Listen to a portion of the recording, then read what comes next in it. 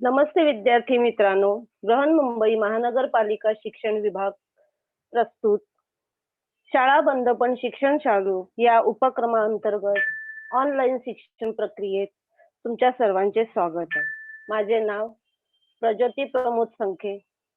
मी आकुर्ली Marathi public school क्रमांक 1 मध्ये प्रशिक्षिका म्हणून कार्यरत आहे. आजचा दिनांक आहे 5/2/2021. इयत्ता 8वी आपला आजचा विषय आहे भूगोल आणि या भूगोल विषयामध्ये आपण पाठ क्रमांक 8 उद्योग अभ्यासणार आहोत आणि या उद्योग पाठातील उद्योगाचे वर्गीकरण व स्थानिकीकरण ह्याचा आपण अभ्यास करणार आहोत. आजचा सुविचार आहे वाईट परिस्थिती कठीण काळ हाच माणसाचा सर्वात मोठा गुरु असतो. त्या काळात एवढं शिकायला मिळतं की त्या ज्ञानाची शिदोरी जन्मभर पुरते.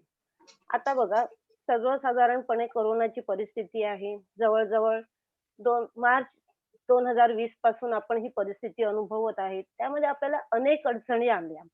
आपल्याला त्या काळामध्ये काही ठिकाणी अन्नधान्य वेळेवर पूर्ण झालं नाही. जे उपलब्ध होत होतं त्याच्यामध्येही आपण समाधानाने खात होतो वगैरे.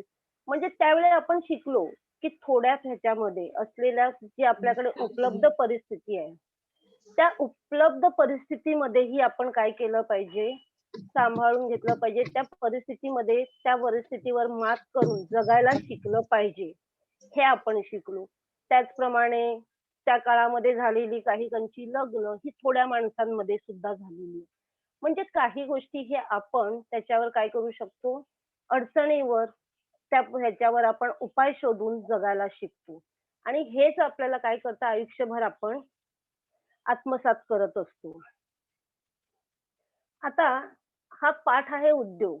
या पाठामध्ये आपल्याला अध्ययन निष्पत्ती आहेत. म्हणजे हा पाठ शिकल्यानंतर तुम्हाला काय आत्मसात होणार आहे, तुम्ही काय जाणून घेणार आहेत, तर उद्योगाचा अर्थ तुम्ही जाणून घेणार आहात. विविध उद्योगाचे वर्गीकरण तुम्ही करणार आहात आणि उद्योगाच्या स्थानिकीकरणाचे घटक तुम्ही सांगणार आहात. आता उद्योगाचे स्थानिकीकरण म्हणजे काय हे आपण पुढे अभ्यासणारच आहोत. बघा, आता पाठाचं नाव आहे आपल्या उद्योग. मग उद्योग म्हणजे काय, तर आता हा उद्योग हा जो शब्द आहे हा उद्योग आर्थिक व्यवहाराशी संबंधित शब्द आहे. म्हणजेच उद्योगात आर्थिक व्यवहाराचा समावेश होतो. जेव्हा उद्योग म्हणजे नैसर्गिक संपत्ती आहे, ज्या उत्पादन संस्थात नैसर्गिक साधन सामुग्रीवर प्रक्रिया करून उपभोग्य म्हणजे आपण त्याचा वापर करू शकणार आहोत अशा किंवा पुढील एखादी प्रक्रिया करण्यासाठी उपयुक्त असा एकच प्रकारचा माल ज्यावेळी तयार केला जातो अशा उत्पादन संस्थांचा तो समूह असतो. म्हणजेच एका प्रकारच्या वस्तू निर्माण करणाऱ्या अनेक उत्पादन संस्थांचा समूह म्हणजे उद्योग होय. आता उदाहरणार्थ बघा, कापड उद्योग. उद्योगाचं नाव आहे कापड उद्योग, पण त्या कापड उद्योगामध्ये अनेक उत्पादन संस्था कार्यरत असतात. उदाहरणार्थ शेतामध्ये कापूस हा शेतात तयार होतो, म्हणजे शेतमाल आहे, कच्चा माल आहे हा कापूस, तो शेतात तयार होतो. त्याच्यानंतर तो कापूस तयार झाल्यानंतर तो काढला जातो. तो काढल्यानंतर त्यातल्या बिया काढण्यासाठी ह्या विशिष्ट यंत्राचा वापर केला जातो. त्याच्याने तो कापूस असतो तो कापूस मोकळा केला जातो. मोकळा केल्यानंतर वाहतुकीद्वारे तो कारखान्यात आणला जातो. कारखान्यात आणल्यानंतर धागे तयार करायची एक उत्पादन संस्था असते. त्या उत्पादन संस्थेतून धागा तयार केला जातो. नंतर ते धागे गुंफून त्याच्याद्वारे कापड तयार केलं जातं. ही वेगळी उत्पादन संस्था आहे. त्याच्यानंतर तयार झालेला कापड व्यवस्थित असा घड्या करून तो सजवला जातो किंवा ठेवला जातो. ही वेगळी उत्पादन संस्था. त्याच्यानंतर आहे त्याच्यावर शिलाई काम करून त्याचं वस्त्र तयार केलं जातं. ही वेगळी उत्पादन संस्था आहे आणि त्याच्यानंतर तो तयार झालेला माल वाहतुकीद्वारे बाजारपेठेमध्ये पोहोचवला जातो. अशा अनेक ह्या उत्पादन संस्था आहेत ह्या उत्पादन संस्था म्हणजे कापड कारखाना. या वेगवेगळ्या भागामधून ही कापड तयार केला जातो आणि याच सगळ्यालाच म्हटलं जातं कापड उद्योग. त्याच्या ह्या आता कापड आपण म्हटलं उद्योग. या उद्योगाचे प्राथमिक उद्योग, द्वितीय उद्योग, तृतीयक उद्योग आणि चतुर्थक उद्योग असे 4 प्रकारामध्ये वर्गीकरण केले जाते. आता बघा त्यातलं प्राथमिक उद्योग म्हणजे काय? तर प्राथमिक उद्योग म्हणजे इथे आहे दाखवलेलं शेती, मासेमारी, पशुपालन. या पशुपालनामध्ये गुरेपालन आणि मेषपालन. हे गेल्या वर्षी आपण 7वी ला शिकलेलोच आहोत. त्याच्यानंतर लाकूड तोड, वन पदार्थ जमा करणं, गोळा करणं, खाणकाम हे जे उद्योग आहेत, हे प्राथमिक उद्योगामध्ये येतात. कारण हे सर्व उद्योग निसर्गावर आधारित आहेत. म्हणजे नैसर्गिक साधन संपत्तीतून मिळणारे उत्पन्नावर आधारित हे उद्योग आहेत. त्यामुळे त्यांना प्राथमिक उद्योग असे म्हटले जाते. त्याच्यानंतर आहे द्वितीयक उद्योग. आता नैसर्गिक साधन संपत्तीवर आधारित असलेले उद्योग प्राथमिक उद्योग आहेत. या प्राथमिक उद्योगातून तयार झालेले किंवा मिळालेला जो कच्चा माल असतो, या कच्च्या मालावर आधारित काही व्यवसाय केले, पुढची प्रक्रिया केली जाते. त्या कच्च्या मालावर प्रक्रिया केली जाते. त्याची गणना होते द्वितीयक उद्योगात. उदाहरणार्थ इथे ह्या पहिल्या चित्रामध्ये त्या तिकडे असलेली ती महिला आहे, ही महिला घरामध्ये कुकीज बनवत आहे. ती घरात बनवत आहे, एकट्याने बनवत आहे ती. त्या ठिकाणी ती असलेलं म्हणजे शेतीतून मिळालेल्या धान्याच्या पिठाच्या आधाराने पीठ तयार करून त्याद्वारे ती कुकीज बनवत आहे. ती घरात करते त्या ठिकाणी तिला वापरलेलं तिने भांडवल म्हणजेच पैसा हा कमी प्रमाणात आहे. त्यासाठी लागणारी जागा ही तिचंच घर आहे. त्याच्यानंतर ती एकटी करते म्हणजे मनुष्यबळ कमी आहे. दुसऱ्या चित्रातही तेच आहे. आहे, ती व्यक्ती आहे, एकट्याने काम करत आहे. म्हणजेच यासाठी याच चित्रांमध्ये भांडवल, जागा, मनुष्यबळ खूप कमी लागतं. ते घरातल्या घरात केलं जातं. म्हणून ह्यांना कुटीर उद्योग म्हणतात. त्याच्यानंतर दुसरं चित्र आहे ते लघु उद्योग. लघु उद्योग हे सुद्धा काय केले जाते इथे ह्याचे भाजी विक्रीचं चित्र दाखवलेलं आहे. आता त्या टोपलीमध्ये भाजी भरून ती व्यक्ती रस्त्यावर वगैरे काय करते भाजी विक्री करत असते. त्यासाठी त्याला जागेची गरज असतेच असं नाही. थोड्याशा जागेमध्ये सुद्धा तो व्यवसाय करू शकतो. त्याला जास्त भांडवलाची गरज नसते. थोड्या भांडवलामध्ये होतं. तिथे तो एकटाच करू शकतो म्हणजे मनुष्यबळ इथेही कमी लागतं. पण हा जो व्यवसाय आहे, हा काय केला जातो, बाहेर केला जातो. म्हणजे घरापासून कधी-कधी बाहेर जाऊनही केला जातो. म्हणून ह्याची गणना ही लघु उद्योगात होते. तिसरं आहे मध्यम उद्योग. आता लघु उद्योग आणि मध्यम उद्योग हे एकाच गटात येतात. पण मध्यम उद्योग आणि लघु उद्योगातला फरक म्हणजे मध्यम उद्योगामधलं जागेचं प्रमाण थोडं वाढलेलं असतं. भांडवल जरा जास्त लागतं. लघु उद्योगपेक्षा जास्त लागतं थोडंसं. त्याचप्रमाणे तिकडे आता हे बघा, हे पहिलं चित्र इथे फळं आहे. ते होलसेलने असं काय फळं विक्री करतायत. त्यासाठी त्यांनी एक जागा घेतलेली आहे. तिथे थोडंसं त्यांनी जास्त पैसा खर्च केलेला आहे. हे कार्य ती व्यक्ती एकटं करू शकत नाही म्हणून 2-3 कामगारांची तिकडे गरज आहे. म्हणजे मनुष्यबळ वाढलेलं आहे, जागा वाढलेली आहे, भांडवल वाढलेलं आहे. त्यामुळे ह्याचं काय केलेलं आहे, ह्याची गणना ही मध्यम उद्योगामध्ये होते. तर हे पुढचं आहे मोठे उद्योग. या मोठ्या उद्योगामध्ये इथे मोठे उद्योग आहेत. इथे अनेक उत्पादन संस्था कार्यरत असतात. एकच उत्पादन संस्था कार्यरत नसून अनेक प्रकारच्या उत्पादन संस्था कार्यरत असतात. कापड उद्योगात आपण मागील चित्रात बघितलंच आहे, की तिकडे शेतमालापासून तिथे शेती, त्याच्यानंतर त्या ठिकाणी कापूस वेगळा करणं, सूत कताई करणं, त्याच्यातून कापड तयार करणं, कापडापासून पोशाख तयार करणे, त्यासारख्या अनेक तिकडे उत्पादन संस्था कार्यरत असतात. म्हणून त्याची गणना ही मोठ्या उद्योगात केली जाते. हे सर्व द्वितीयक उद्योग आहेत. आता झाले तृतीयक उद्योग. आता तृतीयक उद्योग म्हणजे काय? तर त्याच्यामध्ये येतं वाहतूक. या ठिकाणी कारखान्यामध्ये तयार झालेला माल जो असतो, हा माल वाहतुकीद्वारे दुसऱ्या ठिकाणी काय केलं पाठवला जातो, नेला जातो, तो बाजारपेठेपर्यंत नेला जातो. त्यासाठी वाहतुकीची गरज असते. आता काही वेळा उद्योगामध्ये काम करणाऱ्या मनुष्यबळांना, जे मनुष्य आहे, मजूर पुरवठा आहे, ह्यांना एका ठिकाणाहून दुसऱ्या ठिकाणी जाण्यासाठी सुद्धा वाहतुकीची गरज असते. ही प्रवासी वाहतूक असते. या प्रवासी वाहतुकीचा पण समावेश तृतीयक उद्योगात केला जातो. त्याच्यानंतर लागणारं भांडवल हे बँकेद्वारे मिळत असतं. बँकेद्वारे मिळवलं जातं. त्याचप्रमाणे तृतीयक व्यवसायामध्ये इथे असलेल्या फोन आपण वापरत असलेले, त्याच्यातून वेगवेगळे प्रकारचे WhatsApp वापरतो आपण. ह्या सारखे मेलचा वापर करतो, फोनचा वापर करतो. हे जे आहे संदेश वहन यंत्रणा आणि त्याचप्रमाणे तयार झालेला माल हा बाजारपेठेत आणला जातो आणि बाजारामध्ये त्याची खरेदी विक्री होते, म्हणजेच व्यापार चालतो.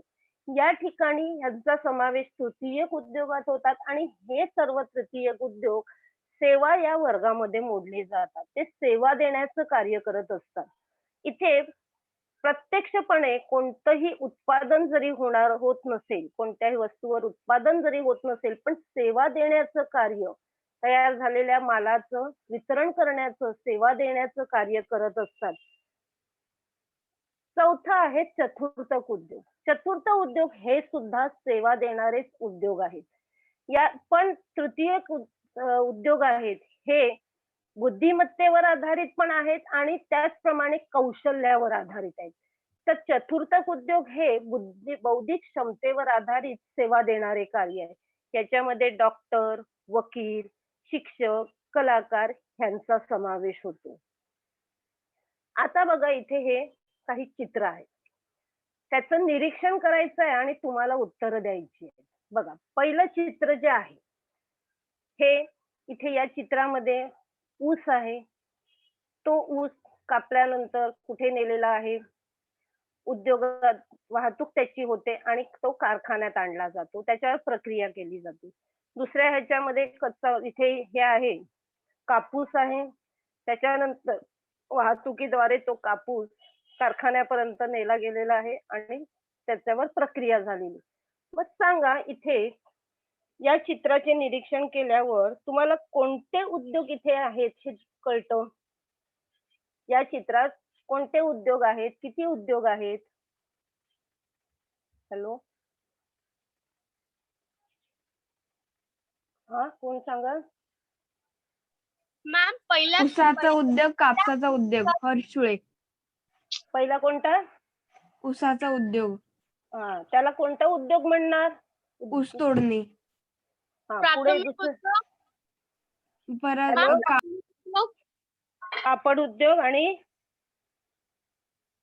आणखी आणि दुसरा तृतीय उद्योग. हा, प्रकार नाही, उद्योगाचे नाव सांग.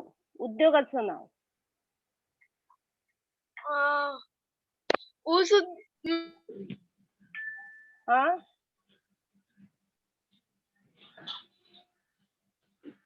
बोला.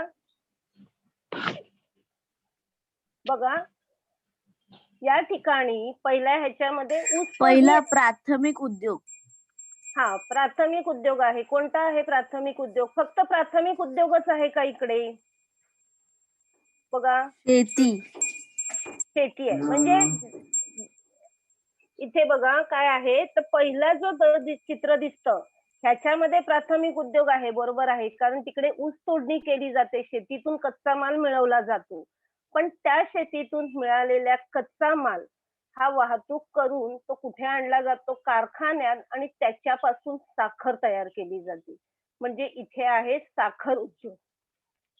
तर दुसरे चित्र आहे, ह्याच्यामध्ये त्याचा प्राथमिक उद्योग आहे शेती. या शेतीतून कापूस पिकवला जातो, कापूस काढला जातो आणि तो कापूस कच्चा माल उद्योगधंद्यामध्ये आणून त्याच्यावर सूत तयार केलं जातं, कापड तयार केलं जातं. म्हणजे इथे आहे कापड उद्योग. म्हणजे ह्या दोन्ही चित्रामध्ये दोन उद्योग दाखवलेले आहेत, ते म्हणजे साखर उद्योग आणि कापड उद्योग. आता बघा, म्हणजे तिथे काय झालेलं आहे, उद्योगामध्ये उपलब्ध असलेला जो कच्चा माल आहे, जो आपल्या चित्रामध्ये आपण बघितलं की ऊस आणि कापूस हे जे कच्चा माल आहे, या कच्च्या मालाचे रूपांतर पक्क्या मालात केलेले जाते. त्याचप्रमाणे ही प्रक्रिया कारखान्यात केली जाते आणि या प्रक्रियेतून तयार झालेला पक्का माल, आता बघा ऊसापासून तयार झालेली साखर आणि कापूस पासून तयार झालेलं कापड, हे जो पक्का माल आहे हा अधिक टिकाऊ असतो. तसाच तो अधिक उपयुक्त असतो आणि मूल्यवर्धित असतो. आता ऊसापासून तयार झालेली साखर ही टिकाऊ आहे, कारण ऊस हा नाशिवंत आहे.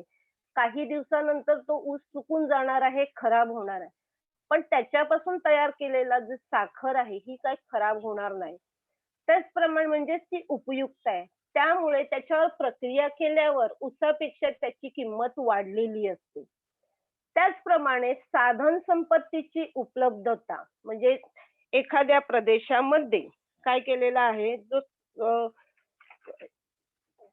नैसर्गिक साधन संपत्ती आहे एखाद्या प्रदेशामध्ये असलेली, साधन संपत्ती जर मोठ्या प्रमाणामध्ये उपलब्ध असेल, विज्ञान आणि तंत्रज्ञानाची प्रगती असेल आणि इतर अनुकूल घटक, म्हणजे अनुकूल घटक कोणते आहेत त्या ठिकाणी, तर मजूर पुरवठा, ऊर्जा, बाजारपेठ, पाणी पुरवठा, वाहतूक सुविधा, ह्या जर घटक एखाद्या प्रदेशामध्ये त्या ठिकाणी उपलब्ध असतील, तर त्या ठिकाणी उद्योग वाढीला लागून औद्योगिकरणास चालना मिळते आणि उद्योगीकरण झाल्यामुळे त्या ठिकाणी मानवाचा आर्थिक विकासाला चालना, म्हणजे माणसाची जी भांडवलाच्या रूपात किंवा पैशाच्या रूपात जी प्रगती असते, ती प्रगतीला चालना मिळते आणि देशातील मानवाची प्रगती झाली की साहजिकच देशाचा आर्थिक विकास सुद्धा त्याच्यामुळे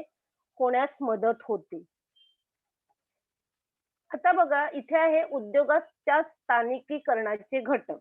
आता स्थानिकीकरण म्हणजे काय, तर एखादा उद्योग आपल्याला सुरू करायचा आहे, त्या सुरू करण्यासाठी त्याच्यासाठी उत्पादन स्थळ निश्चित करण्याची जी क्रिया असते ह्याला म्हणतात स्थानिकीकरण. मग एखाद्या उद्योगाचं स्थान निश्चित करण्यासाठी त्या ठिकाणी त्याला आवश्यक असलेले काही घटक गरजेचे असतात. मग ह्या चित्रामध्ये इथे दाखवलेलं आहे, हे चित्र आहे, या चित्रामध्ये उद्योगासाठी आवश्यक असणारे किंवा त्याच्या स्थानिकीकरणासाठी आवश्यक असणारे घटक आहेत शेतमाल, मजूर पुरवठा, ऊर्जा, इथे आहे बाजारपेठ आणि इथे महामार्ग दाखवलाय, लोहमार्ग म्हणजे वाहतुकीच्या सोयी. त्याच्यानंतर खनिज, इथे आहे खनिजे, वन प्रदेश, पाणी पुरवठा.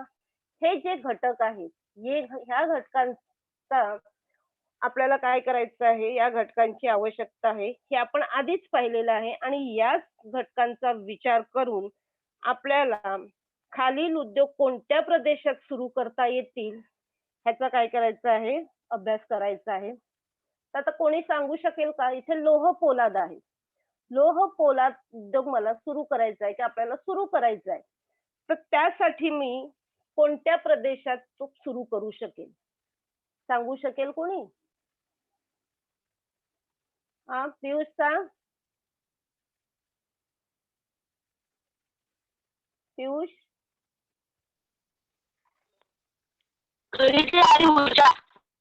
खनिजे आणि ऊर्जा असलेल्या क्षेत्रात, बरोबर आहे. पण त्याचबरोबर आणखीनही काही घटक लागणार आहेत बघा. आता लोह पोलाद तयार करण्यासाठी खनिज लागणार आहेत, मजूर पुरवठा लागणार आहे, ऊर्जा साधने लागणार आहे, पाणी लागणार आहे, वाहतूक लागणार आहे आणि बाजारपेठ. हे सर्व घटक जर तिथे उपलब्ध असतील तर त्या प्रदेशामध्ये लोह पोलाद हा घटक काय करू आपण, उद्योग सुरू करू शकतो. म्हणजे या ठिकाणी दाखवलेलं, चित्रामध्ये दाखवलेला खनिज हा जो शब्द आहे बघा, त्या परिसरामध्ये आपण लोह पोलादाचा उद्योग सुरू करू शकतो. आता वस्त्र निर्मिती करायचा, हा उद्योग सुरू करायचा आहे, तर तो कुठे सुरू करता येईल सांगा?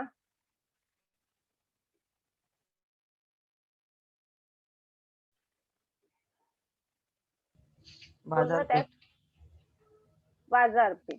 वस्त्र निर्मितीसाठी फक्त बाजारपेठेची गरज आहे का?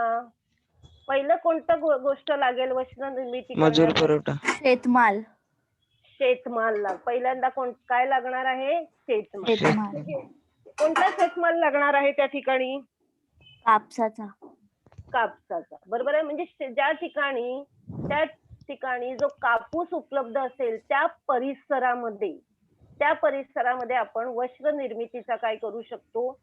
उद्योग सुरू करू शकतो. पण आता बघा, कापूस आहे हा जो कच्चा माल आहे, हा कच्चा माल कसा आहे तर तो शक्यतो करून ज्या ठिकाणी उष्ण हवामान असतं, ज्यावेळी कापूस पिकतो त्यावेळी तिकडे कापूस जेव्हा पिकून बाहेर मोकळा होतो त्यावेळी ती बोंड फुटतात त्यावेळी उष्ण हवामानाची गरज असते.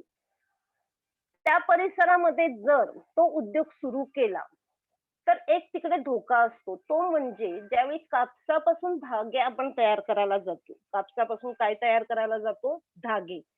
ते धागे करत असताना जर उष्ण हवामान असेल तर तो कापूस खूप असा कडक झालेला असतो आणि त्यामुळे त्याचे धागे तुटण्याची शक्यता असते. म्हणून कापसापासून धागे तयार करण्यासाठी दमट हवामानाची गरज असते आणि ते हवामान आपल्या मुंबईमध्ये मोठ्या प्रमाणावर अनुभवायला येतं. त्याचप्रमाणे गुजरातमध्ये असलेलं सुरत, अहमदाबाद या ठिकाणी असे अनुकूल हवामान आहे. म्हणून त्या ठिकाणी मोठ्या प्रमाणावर काय केलं जातं? ह्या कपड्याच्या कापड उद्योग मोठ्या प्रमाणावर चालतो.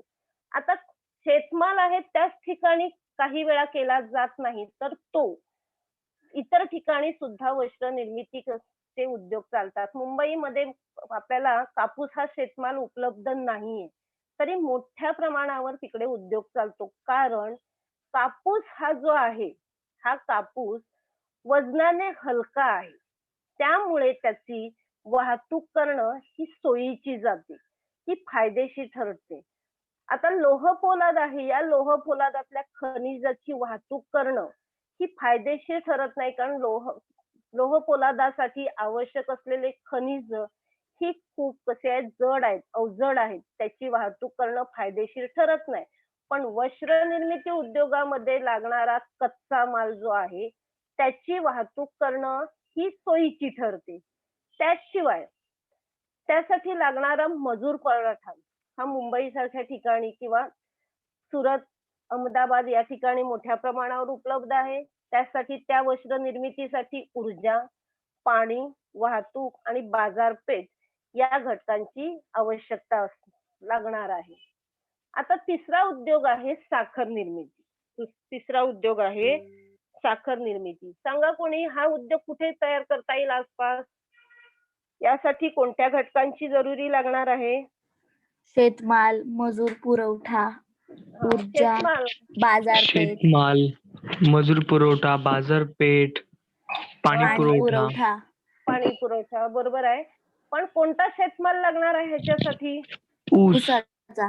ऊसाचा लागणार आहे. आता मला सांगा, ज्या ठिकाणी शेतमाल आहे त्याच ठिकाणी तो उद्योग सुरू करता येईल की तो दुसरीकडे नेऊन सुद्धा सुरू करता येईल? जसा वस्त्र निर्मिती उद्योग हा इतर ठिकाणी ज्या ठिकाणी शक्यतो दमट हवामान आहे त्या ठिकाणी सुरू करता येतो, तसंच साखर निर्मिती उद्योग सुद्धा दुसरीकडे नेऊन सुरू करता येईल का?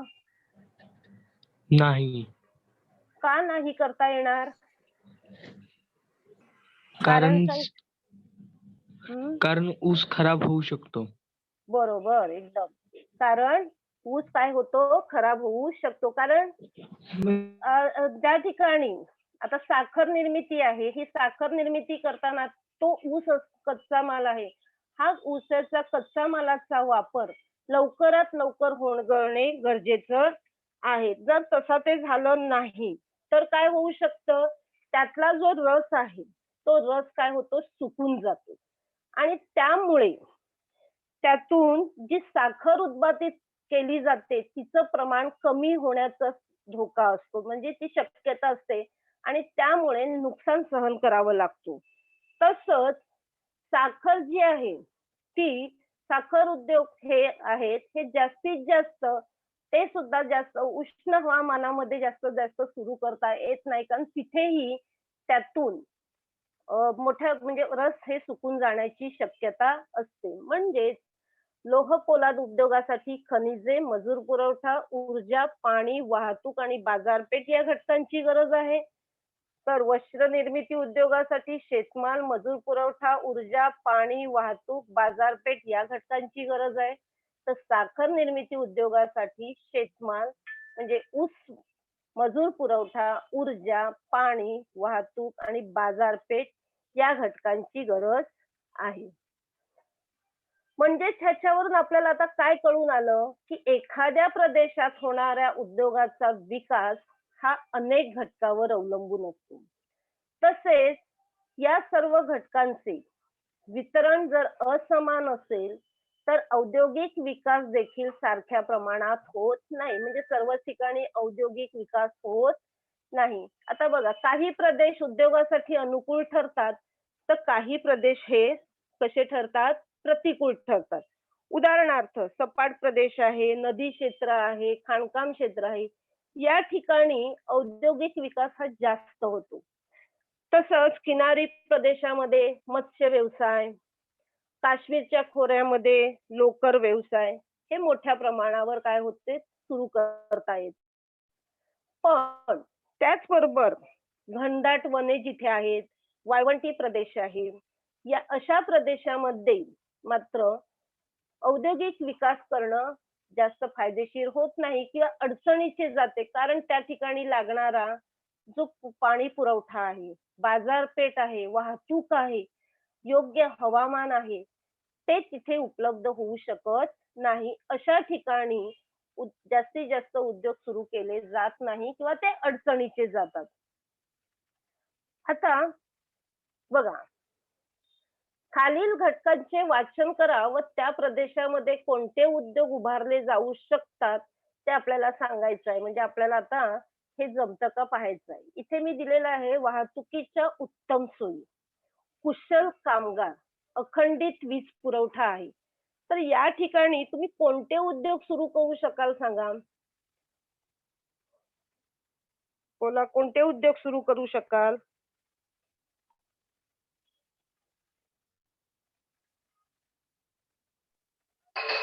वाहतुकीच्या उत्तम सोयीमुळे आपण तिथं कपड्यांचा किंवा साखरेचा असा असा उद्योग सुरू करू शकतो. बरोबर. आणखीन कोणी सांगाल. आपण इथे या ठिकाणी वाहतुकीच्या उत्तम सोयी म्हणजे कापडाचा म्हणजे वस्त्र निर्मिती उद्योग सुरू करू शकाल. आणखी कुशल कुशल कामगारावरून आपण हम्म लो- लोह हे तिन्ही- निर्मितीचा लोह निर्मितीचा उद्योग सुरू करू शकतो. हा, पण आता इथे बघ, ह्या तिन्ही घटकांचा विचार करून आपण सांगणार आहोत. लोह खनिजांचा पण करू शकणार आहोत. बरोबर. आणखीन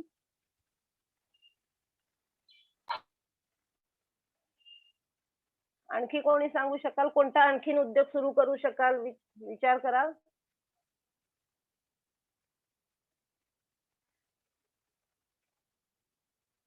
गाद्यांचा गाद्या असतात त्यांचा कारखाना बनवू शकतो, परत कंपन्या बनवू शकतो. साखर कसल्या- निर्मिती. हा, आणखी आणखीन बघा, हे सांगितलेले तुम्ही बरोबरच आहेत. त्याशिवाय फळ प्रक्रिया, एखाद्या ठिकाणी फळ जर असेल, त्या ठिकाणी मोठ्या प्रमाणावर फळांचं उत्पादन घेतलं जात असेल तर ते फळ, एखाद्या प्रदेशातले फळ दुसऱ्या ठिकाणी वाहतुकीच्या सोयीने किंवा कुशल कामगाराच्या मदतीने किंवा वीज पुरवठा असेल तर त्याची साठवणूक करून त्याच्यावर प्रक्रिया केली जाते. त्याच्यापासून हा सुकामेवा तयार केला जातो. त्याचप्रमाणे समुद्र किनारा आहे, या समुद्र किनाऱ्याच्या ठिकाणी मत्स्य विक्रीचा व्यवसाय करू शकणार आहात. त्याचप्रमाणे दुग्धजन्य पदार्थाची निर्मिती केली जाणार आहे. त्याच्यापासून वेगवेगळे दुधापासून तयार केलेले पदार्थ तुम्ही तयार करू शकतात. आणखी बरेचसे तुम्ही उद्योग त्या ठिकाणी सुरू करू शकणार आहात या घटकांचा वापर करून. त्याच्यानंतर आता आहेत चुनखडीच्या खाणी उपलब्ध आहेत. असा एक प्रदेश आहे की तिथे चुनखडीच्या खाणी उपलब्ध आहेत. स्वस्त मनुष्यबळ उपलब्ध आहे. अखंडित वीज व पाणी आहे. वाढणारे नागरिकीकरण आहे. मग अशा प्रदेशामध्ये कोणते उद्योग उभारले जाऊ शकतील सांगा? कोणता उद्योग उभारला जाऊ शकतो? हा कोणता? पियुष, प्रितेश सांगा. प्रितेश,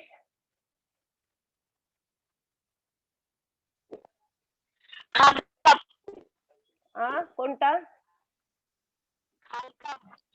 बिल्डिंग कन्स्ट्रक्शन, खाणकाम. खाणकाम बरोबर आहे. कारण इथे काय दिलेलं आहे, चुनखडी असा असता तर त्या ठिकाणी काय झाले असतं, फक्त इतर खनिज पण असते त्याच्या जोडीला, तर लोह पोलाद पण आपण सांगू शकला असतात. पण इथे खाणी दिलेल्या आहेत, म्हणजेच आधी त्या खाणीतून आपल्याला ते खनिज बाहेर काढावी लागणार आहेत. त्यामुळे तिथे प्रथम असा कोणता व्यवसाय उभारला जाऊ शकतो, तर खाणकाम हा व्यवसाय उभारला जाऊ शकतो. त्याच्यानंतर तिसरा घटक आहे, इथे खालील घटक दिलेले आहेत. फळबागा, मनुष्यबळ, वाहतुकीची उत्तम सोय, मुबलक पाणी पुरवठा, अखंडित वीज व बाजारपेठ हे घटक दिलेले आहेत. आणि इथे कोणते उद्योग उभारले जाऊ शकतात ते विचारलेलं आहे. कोणता उद्योग उभारला जाऊ शकाल? बघा इथे या चित्रामध्ये इथे फळ आहेत, हे फळांचा व्यवसाय. फळांचा व्यवसाय. फळांचा व्यवसाय बरोबर आहे. म्हणजे फळांवर प्रक्रिया करण्याचा उद्योग या ठिकाणी उभारला जाऊ शकतो. इथे बघा हे फळ आहेत, या फळावर इथे प्रक्रिया केलेल्या आहेत. आपण इथे फ्रूट सॅलड वगैरे बनवू शकतो. त्याचप्रमाणे सुका मेवा तयार केला जातो. त्या ठिकाणी पदार्थ ह्या फळांपासून वेगवेगळ्या प्रकारचे रस तयार केले जातात किंवा त्याचा ज्यूस तयार केला जातो. यासारखे उद्योग, वेगवेगळे प्रक्रिया करणारे उद्योग उभारू शकतो. आता इथे चित्र दिलेलं आहे बघा, इथे काय दिलेलं आहे, चित्र तुमच्या पुस्तकात, पाठ्यपुस्तकात पान नंबर 53 वर हे एक नकाशा आहे. या ठिकाणी या चित्राचं तुम्हाला वाचन करायचं आहे, निरीक्षण करायचं आहे आणि मला उत्तर द्यायचं आहे. आता इथे पहिला प्रश्न काय आहे बघा, जमशेदपूरला कोणता उद्योग आहे? बोला. आता इथे चुनखडी, लोह पोलाद उद्योग. कोणता आहे? चुनखडी. लोह पोलाद उद्योग बरोबर आहे. कोणता उद्योग आहे इथे? लोह पोलाद उद्योग. म्हणजे जमशेदपूरच्या आसपास असलेल्या जे उपलब्ध घटक आहेत, या घटकाच्या आधारावर जमशेदपूरला त्या ठिकाणी लोह पोलाद उद्योगाचे स्थानिकीकरण झालेले आहे. या उद्योगासाठी कोणता कच्चा माल लागतो? या उद्योगासाठी कोणता कच्चा माल लागतो?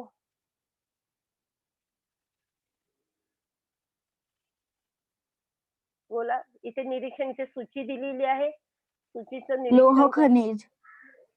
पुढे आणखीन एकच लागतंय का? फक्त बघा कच्चा माल म्हणून एकच गोष्ट लागते का?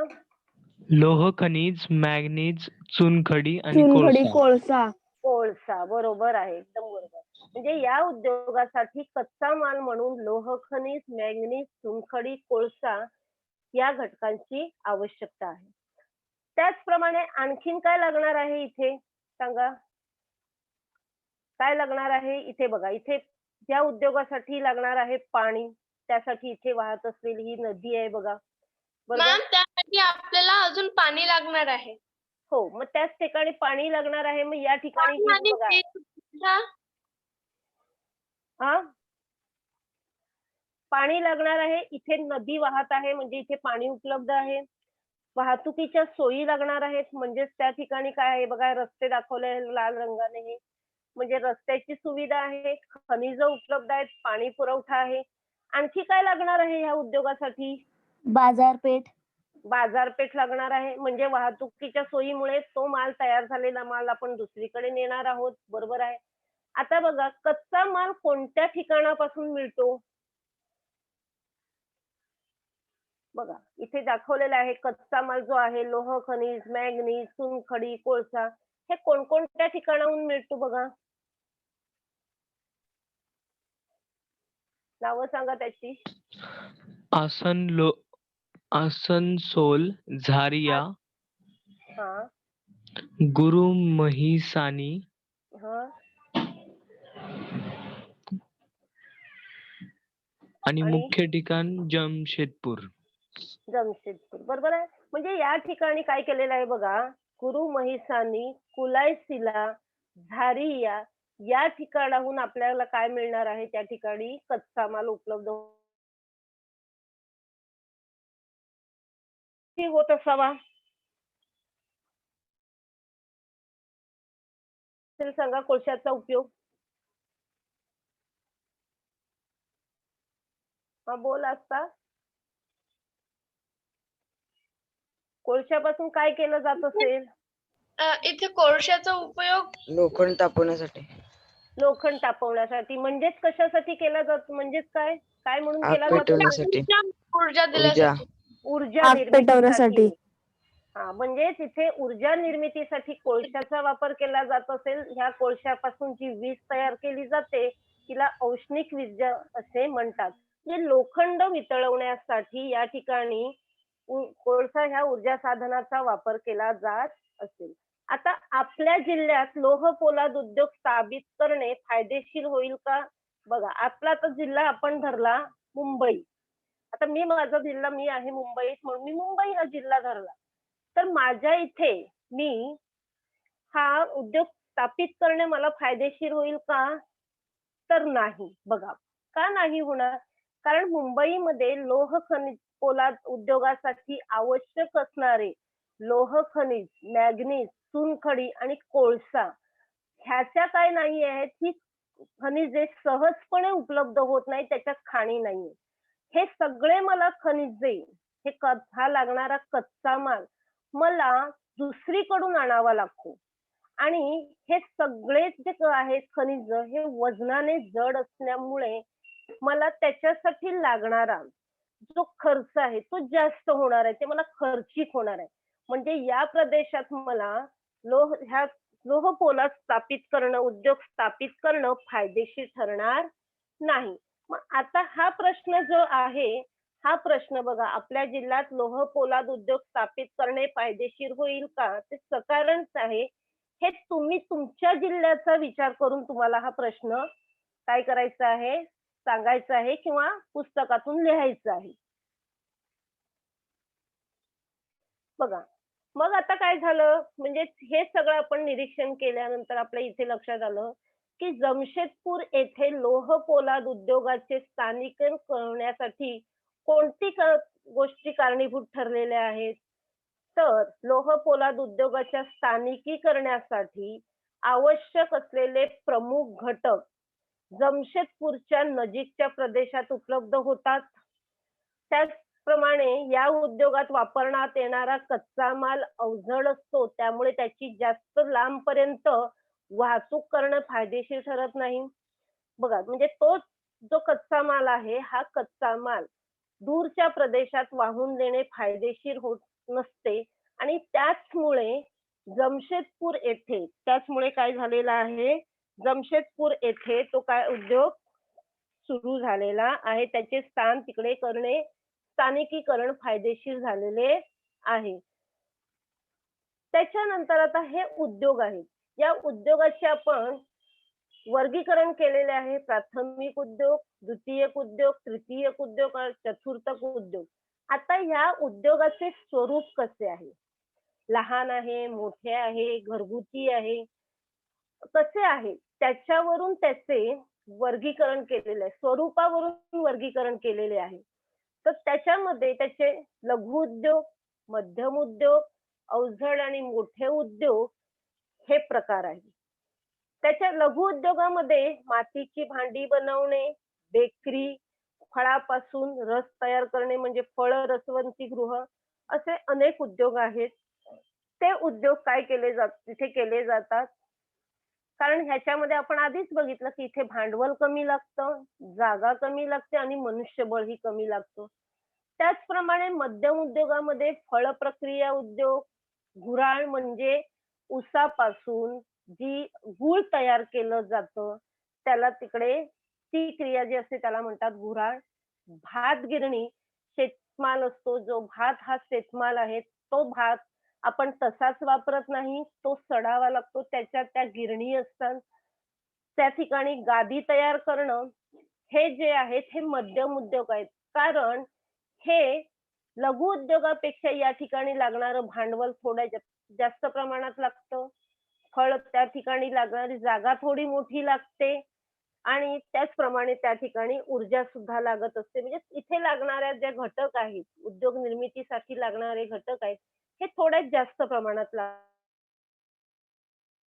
उद्योग म्हणजे सिमेंट उद्योग, साखर उद्योग, लोहपोलाद उद्योग, कागद उद्योग असे अनेक मोठे मोठे जे अभियांत्रिकी वस्तू तयार करण्याचे कारखाने आहेत, यंत्रसामुग्री उद्योग आहेत, हे सर्व किंवा रेशीम उद्योग आहे, हे सगळे मोठे उद्योग आहेत. आता इथे बघा, इथे 3 चित्र दिलेली आहेत. इथे काय दिलेली आहेत? 3 चित्र दिलेली आहेत आणि त्या 3 चित्रामध्ये पहिलं चित्र आहे ते बघा.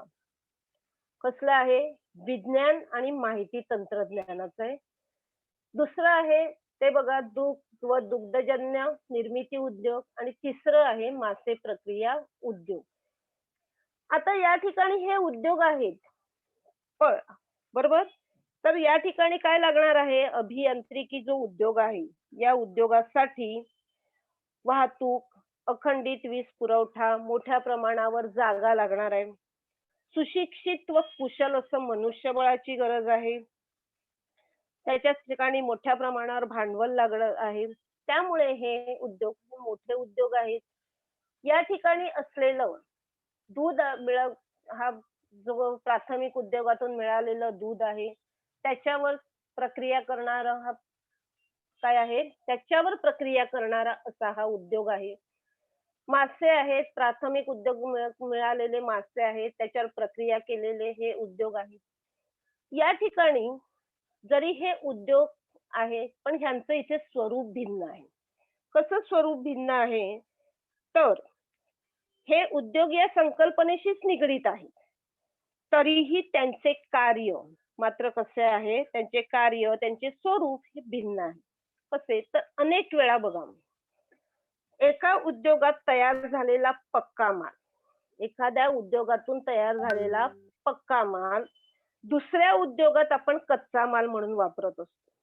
दुसऱ्या उद्योगात काय म्हणून वापरत असतो आपण? कच्चा माल म्हणून वापरला जातो. उदाहरणार्थ बघा, साखर उद्योगामध्ये ऊस ह्या कच्च्या मालापासून तयार झालेली साखर हा पक्का माल आहे. पण हाच पक्का माल ज्यावेळी तुम्ही आईस्क्रीम बनवता, जेली बनवता, मुरांबा बनवता, बिस्किट बनवता, त्यावेळी त्याच्यामध्ये येणारा गोडपणासाठी, आवश्यक असलेल्या गोडपणासाठी तुम्ही तो कच्चा माल म्हणून वापरता. बघा, म्हणजे साखर उद्योगातून तयार झालेली साखर तुम्ही ज्यावेळी त्याच्यावर आणखीन दुसरे पदार्थ बनवण्यासाठी त्याच्यामध्ये तो कच्चा माल वापरतो. म्हणजे त्या ठिकाणी साखर ह्या पक्क्या मालाचं रूपांतर इथे कच्च्या मालात झालं. त्याचप्रमाणे इथे दूध आहे. दूध हा म्हणजे गायीपासून मिळालेलं दूध जे आहे, त्या दुधापासून आपण तयार केलेलं तुमचं बटर आहे. त्याच्यानंतर त्या ठिकाणी चीज आहे. हे जे पदार्थ पक्का माल तयार झालेला आहे, हेच पक्का माल त्याच्यानंतर तुम्ही पिझ्झा करता. पिझ्झामध्ये तुम्ही चीजचा वापर करता. तो तिथे कच्चा माल म्हणून वापरला जातो. तो तिथे काय म्हणून वापरला जातो? कच्चा माल म्हणून वापरला जातो. म्हणजे त्याचं स्वरूप बदललं. त्याचप्रमाणे इथे आहे विज्ञान आणि माहिती तंत्रज्ञान.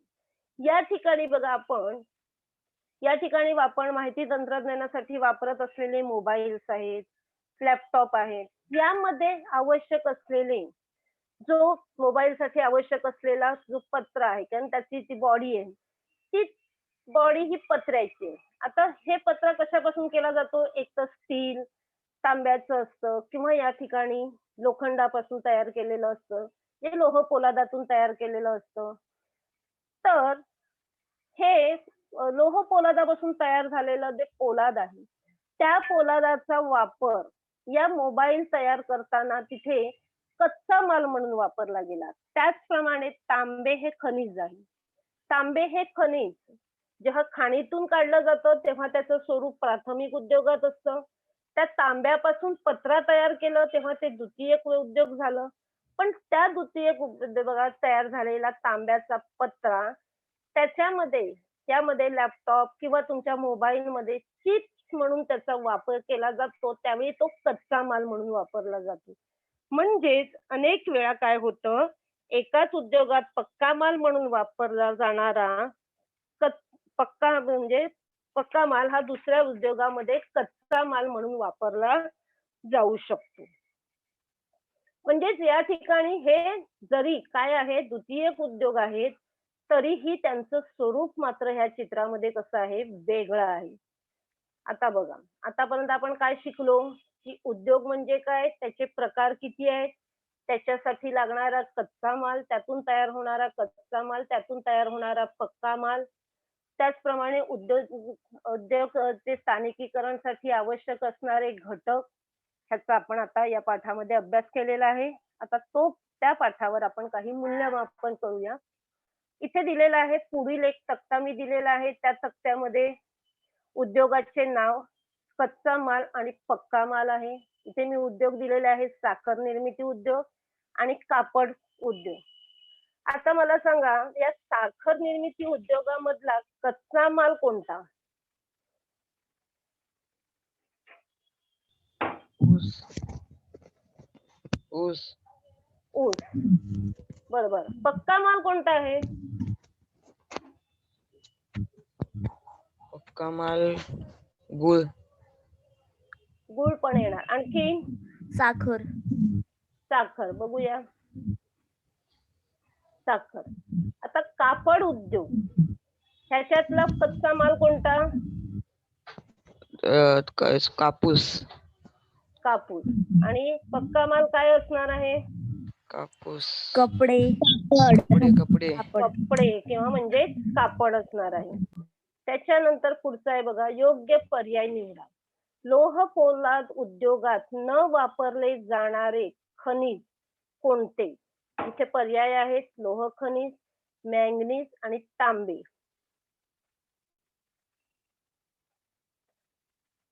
तांबे, हरसुळे. आणखी कोण सांगणार? लोह खनिज. यशस्वी. लोह पोलाद उद्योगात न वापरले जाणारे यशस्वी विचारलंय. मग लोह पोलाद उद्योगात लोह खनिज वापरलं जाणार नाही का?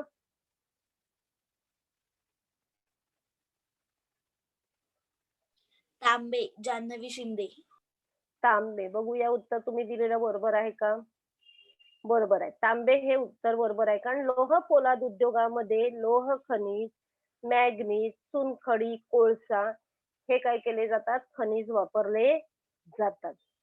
पुढे, खालील उद्योगापैकी लघु उद्योग कोणता आहे? आता इथे बघा, पर्याय आहेत, रेशीम उद्योग, यंत्रसामुग्री उद्योग, पुस्तक बांधणी उद्योग. लघु उद्योग विचारलेला आहे. मॅम पुस्तक बांधणी उद्योग. तू दिलेलं उत्तर बरोबर आहे. आणखी कोण देणार?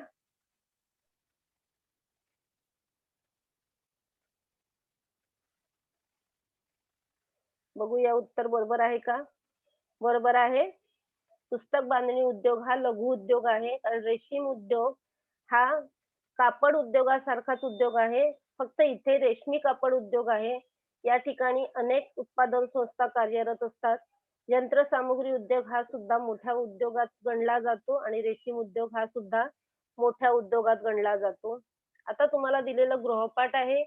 खाली दिलेल्या तिन्ही चित्राचं निरीक्षण करून विचारलेल्या प्रश्नाची उत्तरं द्या. हा तुमच्या पाठ्यपुस्तकामध्ये पान नंबर 54 वर ही चित्र आहेतच. तर ह्याचे काय करायचे आहे? निरीक्षण करायचे आहे. इथे अ चित्र आहे, आ आणि ई चित्र आहे. त्यातले हे जे प्रश्न आहेत, त्या प्रश्नांची उत्तरं लिहून मला तुम्ही पाठवणार आहात. त्याच्यानंतर तुम्हाला एक उपक्रम दिलेला आहे. तुमच्या परिसरात असलेल्या कोणत्याही एका उद्योगाची माहिती पुढील प्रश्नाच्या आधारे मिळवा. म्हणजे त्यासाठी तुम्हाला कोणताही उद्योग चालणार आहे, कुटीर उद्योग, लघु उद्योग, मध्यम उद्योग, मोठा उद्योग, कोणत्याही उद्योगाबद्दल तुम्ही ही माहिती मिळवायची आहे. याचं स्क्रीनशॉट काढून घ्या.